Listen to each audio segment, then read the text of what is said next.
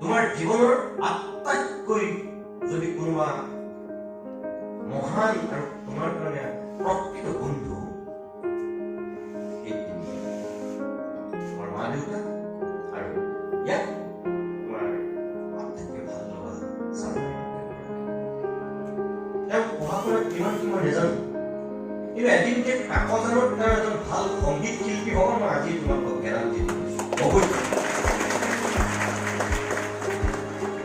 ফিজিক্সৰ পৰীক্ষা দি হঠাৎ পৰীক্ষা হল অনুভৱ কৰিছে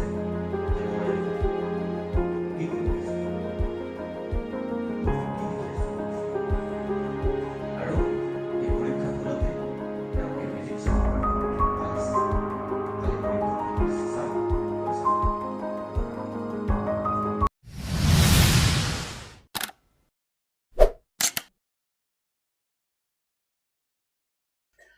দৰং কলেজৰ মই যেতিয়া সেই 4,500 ছাত্ৰ ছাত্ৰীৰ মাজত মই নিজক যেতিয়া ভাবিছিলো যে মই এটা জেগা উলিয়াব লাগিব, মই মোৰ নিজক সুধিছিলো যে মই কোনটো কামৰ কাৰণে যোগ্য, আৰু মই সেই কামটো কৰিবলৈ যেতিয়া নিজক সাজু কৰিছিলো যে মই যিহেতু চোকা ল'ৰা নহয় এওঁলোকৰ দৰে, গতিকে মই মোৰ নিজৰ এটা জেগা উলিয়াম যিটো জেগাত মোকো মানুহে চোকা বুলি ভাবিব আৰু মোকো বেলেগ ধৰণে অকণমান খাব। সেইকাৰণে মই তোমালোকৰ আগত কিছু সময় পূৰ্বে সেই কথাটোৱে কৈছো যে ইয়াত থকা 1400 ছাত্ৰ ছাত্ৰীৰ মাজত তুমি সদায় থাকা, শ্ৰেণীকোঠাটোৰ 60জন ছাত্ৰ ছাত্ৰীৰ মাজত তুমি সদায় বিলীন হৈ থাকা, কিন্তু তুমি মনত ৰাখিবা প্ৰতি মুহূৰ্ত তুমি এনেকুৱা কৰি ৰাখা নিজক যে মই একক, মই অনন্য, মই অদ্বিতীয়। এই শ্ৰেণীকোঠাটো 1400 ছাত্ৰ ছাত্ৰীৰ মাজত অধ্যক্ষৰ দৃষ্টিত মোৰ এটা কিবা স্থান আছে এই মহাবিদ্যালয়খনত। কৰবাত মোৰ কিবা এটা স্থান আছে। কোনোবা তোমালোক মগজুৰ পৰা অতি তীখৰ, কোনোবা খুব প্ৰখৰ, কোনোবা একোৱেই নাই, সাধাৰণ। কিন্তু তাৰপিছত তুমি চাবা তোমাৰ কিবা এটা গুণ আছে যিটো গুণ আনৰ তাত নাই আছে। প্ৰত্যেকজন ছাত্ৰ ছাত্ৰীৰ এটা নিজস্ব প্ৰতিভা থাকে, আমি খালি নিজক আৱিষ্কাৰ কৰিব নাজানো। মই কি কৰিব বিচাৰো? মই যদি ভাল খেলো তেনেহ'লে মই পঢ়া শুনাৰ লগতে মই সেই খেলটোকো সমানে গুৰুত্ব দিব লাগিব। মই যদি ভাল গান গাওঁ, মোৰ দৃঢ় বিশ্বাস আজি যিজন ল'ৰাই তোমালোকৰ এড্ৰেছ ছিংগাৰ হৈছে, শ্ৰেষ্ঠ গায়ক, বৰগীতেৰে যে অনুষ্ঠান আৰম্ভ কৰিছে, তুমি চাবা তেওঁ পঢ়া শুনাত কিমান নাজানো, কিন্তু এদিন যে কাকজানত তেওঁ এজন ভাল সংগীত শিল্পী হ'ব মই আজি তোমালোকক গেৰাণ্টি দি কৈছো, হ'বই। কাৰণ তেওঁ গায়কী শৈলী, তেওঁ কণ্ঠৰ যিটো জোৰ ইমান পেলাই দিবলগীয়া নহয়, সহজ নহয়। টান বৰগীত গাই আছে, খুব তেওঁ সহজকৈ গাই আছে, কিন্তু প্ৰাণ ঢালি গাইছে, সোমাই গৈছে নিজে, আৰু সেইকাৰণে কণ্ঠটো তেওঁ স্বতঃস্ফূৰ্তভাৱে ওলাই আছে। তুমি মই মনত ৰাখিবা, তেওঁ মই অনুৰোধ কৰিম যে তেওঁ সংগীতৰ কাৰণে আগতে যদি আধা ঘণ্টা সময় দিছিল, তেওঁ এতিয়াৰ পৰা আৰু 1 ঘণ্টা সময় বেছি কৰি দিয়ে, তেওঁ আৰু বেছি চৰ্চা কৰে। মই কিয় কৈছো, অসমৰ এজন এতিয়া বিখ্যাত শিল্পী, ডিগ্ৰী পঢ়ি থাকোঁতে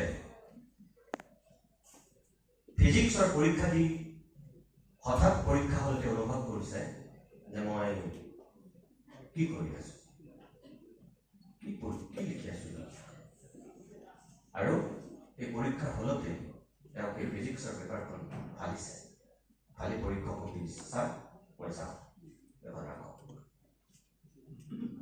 ফাইনেল পৰীক্ষা, কিন্তু পাৰ্ট 2ৰ ফাইনেল পৰীক্ষা, কেমেষ্ট্ৰি মেজৰ ফিজিক্সৰ পৰীক্ষা 20 মিনিটমান লিখাৰ পাছত তেওঁ অনুভৱ হৈছে কি কৰি আছে, তেওঁ পৰীক্ষা পেপাৰ ফালি দিছে।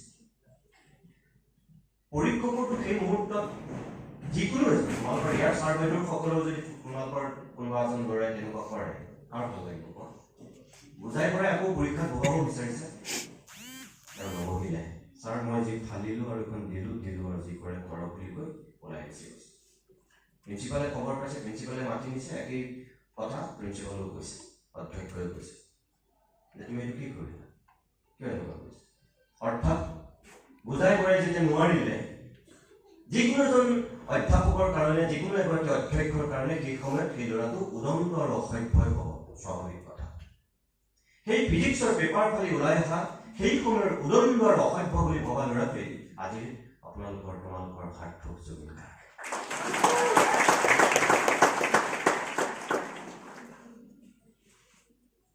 জুবিনে যদি তেতিয়া সেই ফিজিক্সৰ পেপাৰ ফালি ওলাই নাহিলহেঁতেন, নিজক জুবিনে যদি সেই মুহূৰ্তত আৱিষ্কাৰ নকৰিলেহেঁতেন, আজি জুবিনজন হ'লহেঁতেন জানো? নহ'লহেঁতেন। ভূপেন হাজৰিকাক যদি সেই সময়ত মস্কোৰ পৰা উভতি অহাৰ 3 দিন দেৰি হোৱাৰ কাৰণে গুৱাহাটী বিশ্ববিদ্যালয়ে দৰমহা নাকাটিলেহেঁতেন, তেতিয়াহ'লে তুমি মই লাভ কৰা এইজন ভূপেন হাজৰিকাক আমি পালোহেঁতেন নে নাই, সন্দেহ আছে। 3 দিনৰ দৰমহা কটাৰ কাৰণে ভূপেন হাজৰিকাই যিটো লাজ পালে বা যিটো তেওঁৰ মনত খুব অসন্তুষ্টি জাগ্ৰত হ'ল, যাৰ কাৰণে তেওঁ বিশ্ববিদ্যালয় অধ্যাপকৰ চাকৰি ত্যাগ কৰি দিছে, ইমান সহজ কথা নহয়। তাতে আজিৰ পৰা তুমি ভাবা কেতিয়াৰ কথা, 60 বছৰ 50 বছৰ মোটামুটি হ'ব হ'ল এতিয়া, ধেমালি কথা নহয়। বিশ্ববিদ্যালয় চাকৰি এৰি দিয়াটো তেতিয়াই। হোমেন বৰগোহাঁয়ে যদি সেই সময়ত এক মুহূৰ্তৰ কাৰণেও কম্প্ৰমাইজ কৰিম বুলি ভাবিলেহেঁতেন, তেতিয়াহ'লে বৰগোহাঁই ছাৰ, আজিৰ বৰগোহাঁই ছাৰ হয়তো হৈ নাথাকিলে। তেওঁ যেতিয়া ভাবিছে নাই, মই কাৰো লগত কম্প্ৰমাইজ নকৰোঁ, মোৰ লিখাৰ কাৰণে যদি চৰকাৰে মোক শাস্তি দিব বিচাৰিছে দিয়ক। সেই সময়ত ACSৰ চাকৰি ত্যাগ কৰিবৰ কাৰণে যিটো চিন্তা, যিটো সাহস, এই 3জন ব্যক্তিৰ উদাহৰণটো মই তোমালোকক এই কাৰণেহে দিছো যে কোনোবা এটা পৰ্যায়ত মানুহে নিজক আৱিষ্কাৰ কৰাৰ এটা সময় আহে। তুমি সেই নিজক আৱিষ্কাৰ কৰিব পাৰিব লাগিব, আৰু সময়টো তুমি নিজে জানিব। মই নিজৰ কথা যেনেকৈ কৈছো যে মই দৰং কলেজত থাকোঁতে মই ভাবিছো যে মই কোনখন ক্ষেত্ৰত নিজকে জড়িত কৰিম, মোৰ অৱস্থিতি ক'ত। এই ষ্টেণ্ড কৰা এহেতকেইটাৰ লগত এটা সময়ত অসমৰ মানুহে মোকো চিনি পাব লাগিব। এহেতকেইটাক আজি যেনেকৈ চিনি পাইছো আমি, আৰু ইহঁতকতো ভৱিষ্যতলৈ অসমৰ মানুহে চিনি পাবই, গতিকে মোকো চিনি পোৱা মানুহ এটা মই হ'বই লাগিব। আৰু গতিকে মই কেনেকৈ হম, সেইটোৱে মোৰ সপোন আছিল। মই কোনো চোৰ দগাবাজ ডকাইতি কৰি মই বিখ্যাত হ'ব বিচৰা নাছিলো। মই ভাল কাম কৰি বিখ্যাত হ'ব বিচাৰিছো। এনেকুৱা এজন মানুহ হ'ব বিচাৰিছিলো যিজন মানুহ সকলোৱে ভাল পাওঁ। তেহেঁতকেইটাৰ লগত মোৰ সেইটোৱেই সেই সময়ৰ এটা প্ৰতিযোগিতা। সেই প্ৰতিযোগিতাটো কোনো গম পোৱা নাছিল চাগৈ। মই তোমালোকক এইটোহে ক'ব বিচাৰো যে ভিৰৰ মাজত থাকি তুমি সদায় পৃথকে ৰাখিব পাৰিলে, সকলোৰে লগত থাকি নিজে ক'ৰবাত তুমি একক অনন্য হৈ যদি জীয়াই ৰাখিব পাৰা, তোমাৰ কিন্তু মূল্য থাকিবই এইখন পৃথিৱীত, ক'ৰবাত নহয় ক'ৰবাত মনত থাকিব। 7জনকৈ টেলিভিছনৰ সম্পাদক আছে, কিন্তু তোমালোকৰ ছাত্ৰ ছাত্ৰী সভাৰ গোটেই বিষয়ববীয়াসকলে ইয়ালৈ মাতি আনিছিল কিয়? মই বুজি পাব লাগিব সেই গুৰুত্ব। মই যে কৈছো ইয়ালৈ অহা মানে মই এটা অভিজ্ঞতা, মই এটা শিক্ষা লম, এইটোৱেই মোৰ শিক্ষা। এতিয়ালৈকে চাগে অসমৰ গৰিষ্ঠ সংখ্যক কলেজলৈ মই গৈছিলো, গৰিষ্ঠ সংখ্যক গৈছো, কম সংখ্যক কলেজে আছে মোৰ যাবলৈ।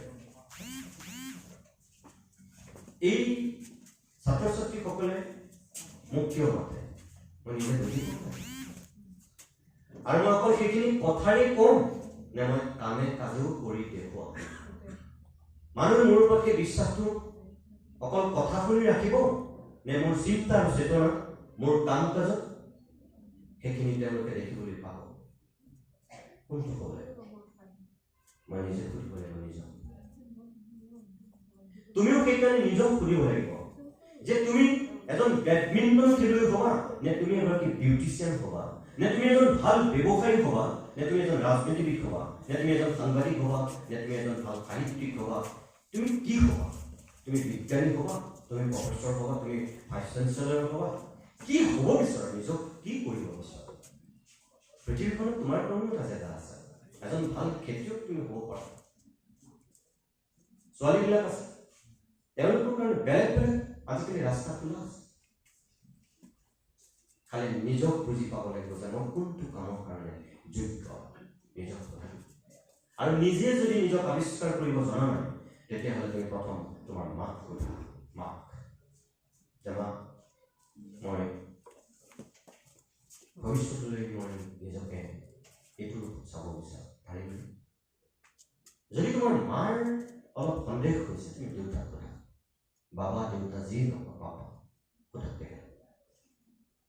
তেখেতেও যদি তোমাক শুদ্ধ উত্তৰটো দিব পৰা নাই বা তোমাৰ পচন্দ হোৱা নাই কথাখিনি, তুমি মহাবিদ্যালয়ৰ যিগৰাকী শিক্ষক বা শিক্ষয়িত্ৰী তোমাৰ আটাইতকৈ ভাল লাগে, তুমি যাক আটাইতকৈ বেছি ভাল পোৱা, তেওঁক সোধা, ছাৰ মই বাইদেউ মই পাৰিম? তুমি চাবা এই তিনিজন মানুহৰ ভিতৰত কোনোবা দুজনৰ কথাৰ মিল হৈছে। হয়তো তিনিওজনৰ কথাৰ মিল হ'ব আৰু নহয় দুজনৰ মিল হ'ব। তই পাৰিবি, তুমি এইটো দিশত যোৱা, তুমি এনেকৈ আগবাঢ়া।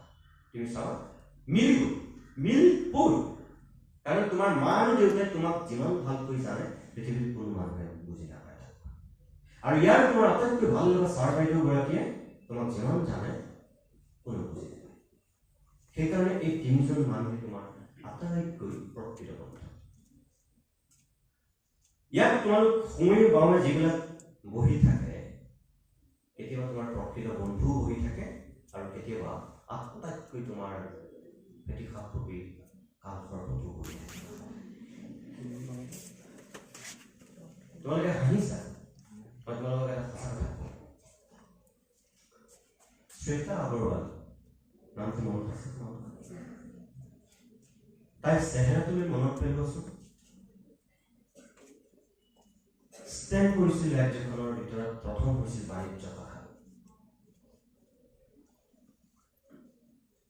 জীৱনত তাই যাক আটাইতকৈ ভাল বন্ধু বুলি ভাবিছিল, এটা সময়ত বন্ধু বুলি ভবাই নহয়, শ্ৰেণীকোঠাৰ বাহিৰত ভৱিষ্যতলৈ এখন ঘৰত এটা কোঠাত তাৰ লগত একেলগে থকাৰ তাই সপোন দেখিছিল। বন্ধু বুলি ভবা সেই পেটিসাপটোৰ হাততেইতো তাই নিজৰ জীৱন শেষ কৰি দিলে। আগতাততে দিছিল। তাই জীৱনৰ বেষ্ট ফ্ৰেণ্ড আছিল যি মাৰিলে। এইটো কাৰণেও তোমালোকক এই কথাটো কৈছো। আমি গম নাপাওঁ যে মোৰ সোঁফালে মোৰ বাওঁফালে যি বহি আছে, মই ভাবো মোৰ প্ৰকৃত বন্ধু। কিন্তু তুমি মনত ৰাখিবা, হিন্দী চিনেমাৰ কায়দাত তোমাৰ সোঁফালে বাওঁফালে বহি থকা তোমাৰ বান্ধৱীগৰাকী বা তোমাৰ বন্ধুজন তোমাৰ প্ৰকৃত বন্ধু নহবও পাৰে, মস্ত পেটিসাপটো হৈ বহি থাকিব পাৰে। কিয়? হিন্দী চিনেমাৰ কায়দাত তোমাৰ মগজুক যদি তেওঁ প্ৰত্যাহ্বান জনাব পৰাকৈ শক্তি আৰু সামৰ্থ্য আহৰণ কৰিব পৰা নাই, কোনোবা এটা সময়ত তেওঁ মগজুলৈ আহিব দুষ্ট বুদ্ধি, যিটোৰ কাৰণে তেওঁ আহিব বক্ৰ ৰাস্তা। মই পৰা নাই এই, মই পৰা নাই ইয়াক, গতিকে দেখা যাব এটা সময়ত হয়তো তোমাৰ আটাইতকৈ ভাল বন্ধু হ'বলৈ চেষ্টা কৰিব, বা কোনোবা এটা সময়ত তোমাক প্ৰেম নিবেদন কৰিব, তোমাৰ লগত ভাল পোৱাৰ অভিনয় কৰিব। আৰু তুমি প্ৰতিটো ছেমিষ্টাৰত টপাৰ হৈ গৈ আছিলা, এটা সময়ত তুমি ক'ৰবাত পিছত খাইছা। ক'ত পিছত খাইছা? সেই সময়ত যেতিয়া তোমাৰ লগত ভাল পোৱাৰ অভিনয় কৰিছে, তুমি প্ৰেমত হাবুডুবু খাই ক'ব নোৱাৰা হৈ গৈছা।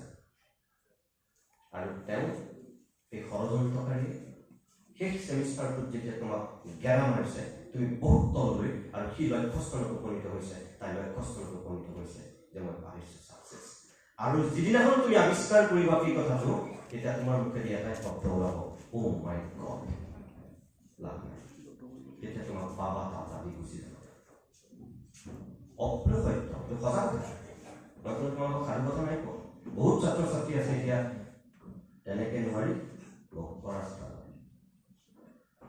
এই যে যিটো বন্ধুত্ব বুজি পাব লাগিব এই বয়সত আমি গম নাপাওঁ আমি নাভাবো এইবিলাক কথা তোমাৰ যিগৰাকী প্ৰকৃত সঁচা বন্ধু সঁচা বান্ধৱী তুমি ভাগ্যৱান তেনেকুৱা যদি তুমি বন্ধু পোৱা তুমি বান্ধৱী পোৱা আৰু থাকে সঁচা আন্তৰিকতাৰে তোমাক গাইড কৰিব পৰা বন্ধু আৰু বান্ধৱী থাকে তুমি নিজে নোৱাৰিলেও তুমি তেওঁৰ পৰা তুমি সহায় ল'ব পাৰা থাকে সঁচাকৈ থাকে এই বয়সত মই কোনো তোমালোকক কাহিনী কোৱা নাই মই গৌৰৱেৰে ক'ব পাৰোঁ তোমালোকে জানি ভাল পাবা এতিয়া ইমান চিৰিয়াছ হৈ শুনি আছা তোমালোকে এতিয়া ভাবিব কাহিনী দিবা এই কথা কৰাৰ লগে লগে মোৰ একমাত্ৰ ছোৱালীজনীৰ মাকক মই তোমালোকৰ বয়সতেই লগ পাইছিলোঁ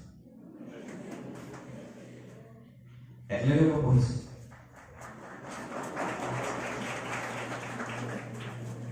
ডিগ্ৰী ফাৰ্ষ্ট ইয়েৰৰ পৰা একেলগে পঢ়িছোঁ আৰু এতিয়াও ভগৱানৰ কৃপাত একেটা ঘৰত এখন ডাইনিঙত একেটা বেডৰুমত আছোঁ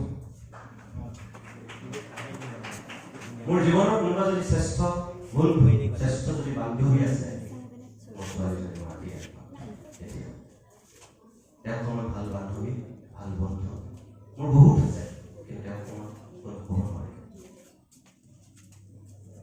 ডিগ্ৰী ফাৰ্ষ্ট ইয়েৰতে মই লগ পাইছোঁ তেতিয়াৰ পৰা এতিয়ালৈকে কিন্তু মোৰ সেই বন্ধুত্ব অটুট আছে অৰ্থাৎ তুমি যদি বন্ধু চিলেকশ্যন কৰিব জানা তোমাৰ জীৱন কিন্তু গঢ়ি দিয়ে আমাৰ ভুল হয় তাতে আমি চিলেকশ্যন আমি নিৰ্বাচন কৰা ভুল কৰোঁ তুমি মনত ৰাখিবা ইয়াত তোমালোকৰ কাৰোবাক ভাল লাগিব পাৰে কেতিয়াবা বন্ধুত্ব আৰু কেতিয়াবা সেই বন্ধুত্বই এটা বেলেগ মাত্ৰা এটা সুকীয়া ৰূপ ল'ব পাৰে কোনো ডাঙৰ কথা নহয় কিন্তু সেই বন্ধুত্বৰ পৰা কাৰোবাক যদি ভাল লগা কাৰোবাৰ লগত প্ৰেম হোৱা বা চাৰি চকুৰ মিলন হৈ সপোনত বিভোৰ হোৱা সেইখিনি স্বাভাৱিকভাৱে তেতিয়াহে আমি মানি ল'ম য'ত কেৱল থাকিব সৃষ্টিৰ বতৰা কেতিয়াও সেয়া হ'ব নালাগিব ধ্বংসৰ ধুমুহা সেয়া হ'ব লাগিব কেৱল সৃষ্টিৰ বতৰা কঢ়িয়াই অনা তোমাৰ কাৰণে সন্মুখত সেয়া সৃষ্টিৰ সম্ভাৱনা কঢ়িয়াই অনাহে হ'ব লাগিব তুমি ধ্বংসৰ ধুমুহা তছনছ হৈ যোৱা এই পৰিৱেশ না তোমাৰ কাৰণে কেতিয়াও কাম নহয় আমাৰ ভুল তাতেই হয় বহুত এই বয়সটোত যিখিনি আমি ভুল কৰোঁ সেই কথাখিনি মই তোমালোকক কৈছোঁ এই যে কলেজ উইক হৈ গ'ল ইয়াত মেধাৰ বাহিৰেও যিখিনি তোমাৰ প্ৰতিভা সেই প্ৰতিভাৰ ইয়াত এটা পৰীক্ষা হৈ গ'ল আৰু এনেকুৱা এই পৰীক্ষাবিলাকৰ মাজত মই মাত্ৰ কোৱা পৰীক্ষাটো হয় বহুতৰ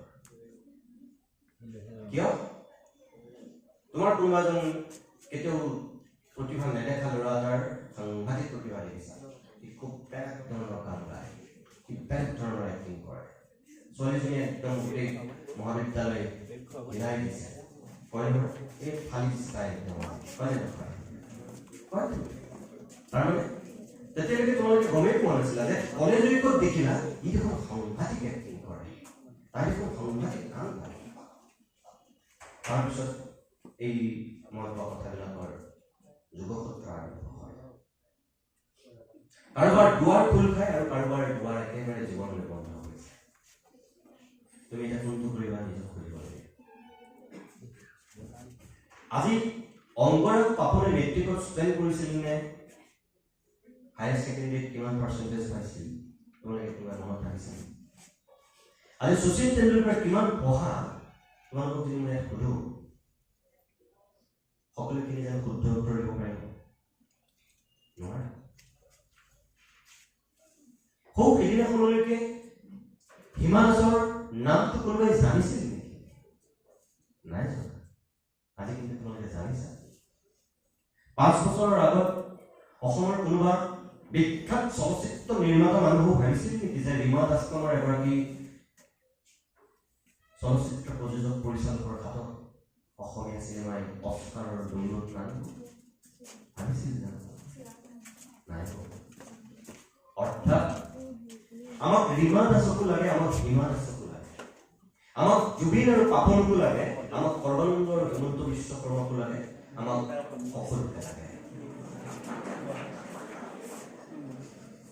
এই যে চিন্তাটো চোৱা জুবিনৰো বেয়া দিশ আছে, হিমন্ত বিশ্ব শৰ্মা সৰ্বানন্দ সোণোৱালৰো বেয়া দিশ থাকিব, মোৰো থাকিব, তোমালোকৰ প্ৰিন্সিপাল বাইদেউ থাকিব। কাৰণ আমি ভগৱান নহয়, মানুহৰ এই দুটা গুণ থাকিব। মহাত্মা গান্ধীৰ যে বিতৰ্কৰ উদ্ধত নহয়, তুমি মই কোন,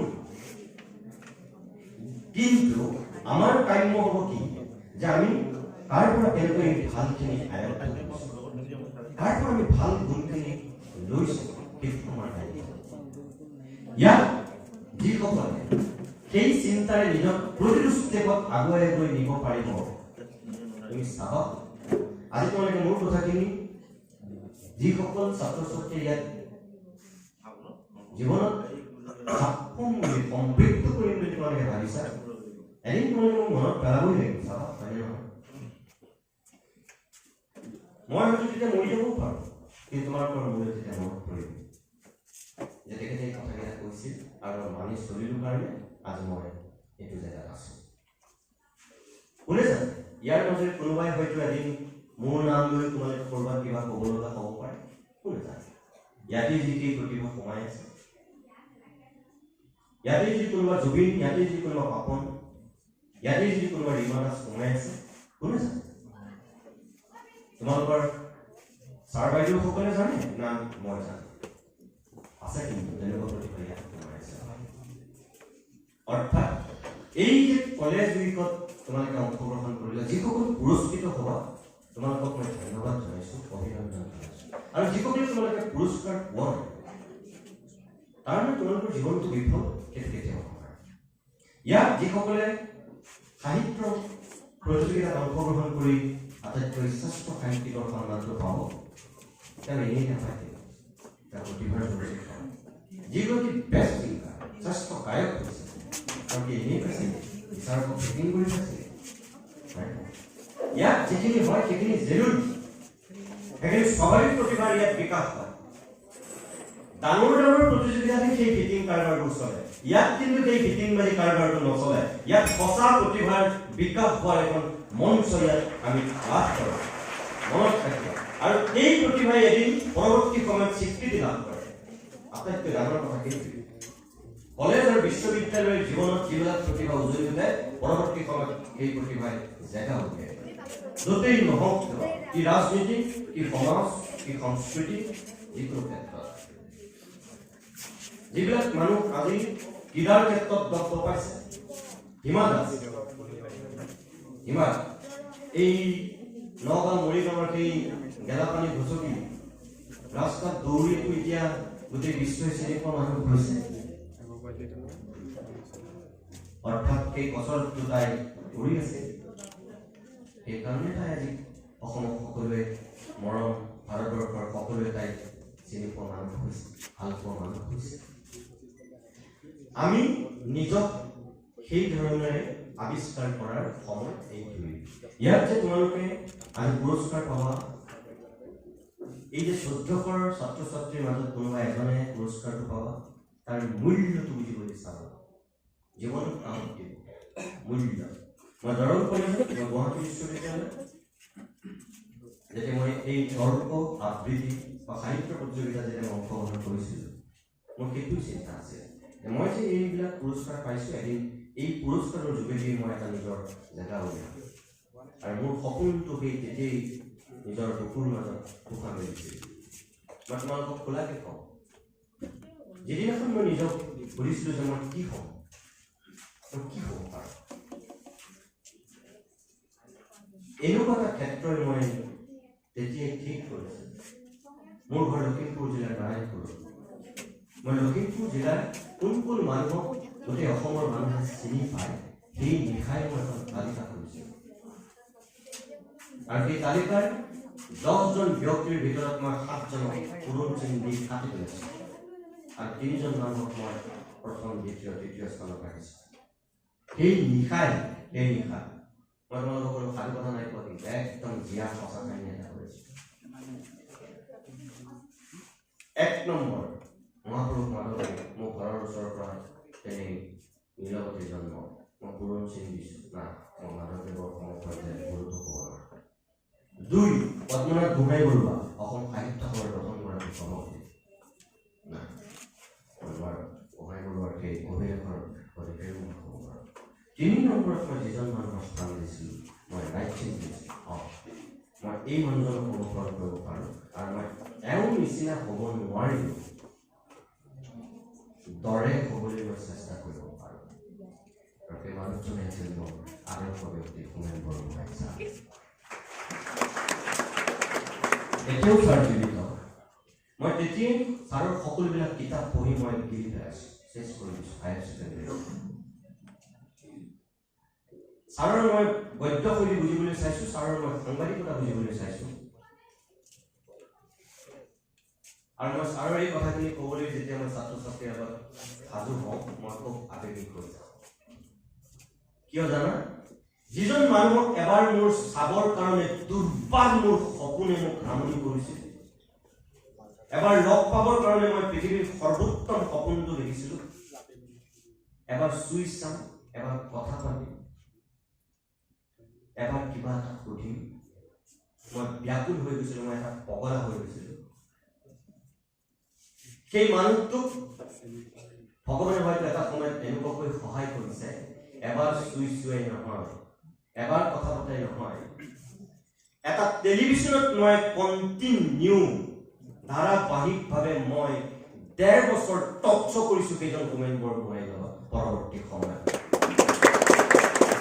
আৰু সেই হোমেন বৰগোহাঁই মানুহজনে মোক লিখি দিছে, যিটো নোট মই এতিয়াও থৈ দিছোঁ, You are my best television partner. আৰু মই তোমালোকক অহংকাৰ কৰি নাই কোৱা, কিন্তু গৌৰৱে মই তোমালোকক কওঁ, আজিলৈকে এই মুহূৰ্তলৈকে এই আজিৰ দিনটোলৈকে মোৰ জীৱনৰ যিটো আটাইতকৈ শ্ৰেষ্ঠ চাৰ্ট চোলা, দামী চোলা, সেইটো মোক হোমেন বৰগোহাঁই ছাৰে নিজে কিনি গিফ্ট দিছে। আৰু মই বহুত চাৰ্ট টাৰ্ট এইবিলাক মই মানুহৰ পৰা মৰম ভাল পোৱা গিফ্ট পাওঁ। কেতিয়াবা তোমালোকৰ কলেজত যে যাওঁ, কোনোবা প্ৰিন্সিপালে দিয়ে, কোনোবা ভিচিয়ে দিয়ে বা ক'ৰবাত মিটিং গাবলৈ গ'লে দিয়ে, কিন্তু মই সঁচা কথা কৈছোঁ, আজিলৈকে বৰগোহাঁই ছাৰৰ চাৰ্টটোৰ যিটো অভিলেখ কোনো আজিলৈকে ব্ৰেক কৰিব পৰা নাই। ছাৰে মোক প্ৰায় সোধে, তুমি মোৰ চাৰ্টটো কিয় পিন্ধা? ছাৰক মই কওঁ, বহুতবাৰ উলিয়াইছোঁ, কিন্তু মই পিন্ধিব নোৱাৰোঁ। উলিয়াওঁ মই পিন্ধিম বুলি, কিন্তু মই নোৱাৰোঁ। কি কাৰণে মই নাজানো, পিন্ধিব নোৱাৰোঁ। ছাৰ থাকোঁতে মই পিন্ধিব পাৰিম নে নোৱাৰিম, মোৰ তাত সন্দেহ আছে। সিদিনাখন ছাৰক মই যেতিয়া আমি চিনেমাখন চোৱাবলৈ নিছিলোঁ, সেইদিনাখন ছাৰে মোক কৈছে, নিদুমি মই এতিয়া চোলাটো তুমি টিভিত নিপিন্ধিলা ন? এই আমিষ ছবিখন ছাৰক মই ধাৰাবাহিকভাৱে 2খন ছবি দেখুৱাইছোঁ, এখন ৰত্নাকৰ, আনখন আমিষ চোৱাৰ দিনাখন ছাৰে মোক এই প্ৰশ্নটো কৰিছে। আৰু তোমালোকক এই কথাটো কিয় ক'ব পাৰিছোঁ জানাই? মোৰ বেলেগ সপোন এখন আছিল। মই অকল ভাবিছিলোঁ যে মই এদিন নহয় এদিন যদি মই হোমেন বৰগোহাঁইৰ নিচিনা মানুহ এজন হ'ব পাৰোঁ, সদিৰে পৰা দৌৰিলে সকলোৱে যাক চিনি পাওঁ, যাক কোনোবাই ভয় কৰক, যাক কোনোবাই ভাল পাওঁ, যাক কোনোবাই শ্ৰদ্ধা কৰক, গম নোপোৱাকৈ মই যেনেকৈ ছাৰৰ কাৰণে বলিয়া, তেনেকৈ উঠি অহা চামত কোনোবা এজন ল'ৰাক যদি মই কেতিয়াবা বলিয়া কৰিব পাৰোঁ যে মই এইটো বিষয়ে একেবাৰে লগ পাবলৈ চাওঁ। মই হোমেন বৰগোহাঁইক লগ পাবলৈ যিধৰণে বলিয়া হৈছিলোঁ, এদিন মোক লগ পাবলৈ কোনোবা এজন ছাত্ৰকো যদি মই বলিয়া কৰিব পাৰোঁ, তেতিয়া মোৰ তাতেই সাৰ্থকতা। আৰু মই সেই সপোনটোৰ পিছতেই আজিও দৌৰি আছোঁ। আৰু মই তোমালোকক দৃঢ়তাৰে ক'ব পাৰোঁ, যদি মই সঁচাকৈ ভগৱানে মোক বিশ্বাসঘাতকতা নকৰে আৰু মোৰ বিবেকে যদি মোক অনাগত সময়ত পথভ্ৰষ্ট নকৰে, তেনেহ'লে মোৰ দৃঢ় বিশ্বাস মই বৃদ্ধকালত হয়তো মই এনেকুৱা এজন মোৰ দৰে উঠি অহা প্ৰজন্মৰ দ্বিতীয় নিতুমণি শইকীয়া ক'ৰবাত লগ পাম, য'ত বৰগোহাঁই ছাৰক লগ পাবৰ কাৰণে ব্যাকুল হোৱা তেনেকুৱা এজন মোক লগ পাবলৈ আহি সেই কথাকেইটা মোক ক'ব।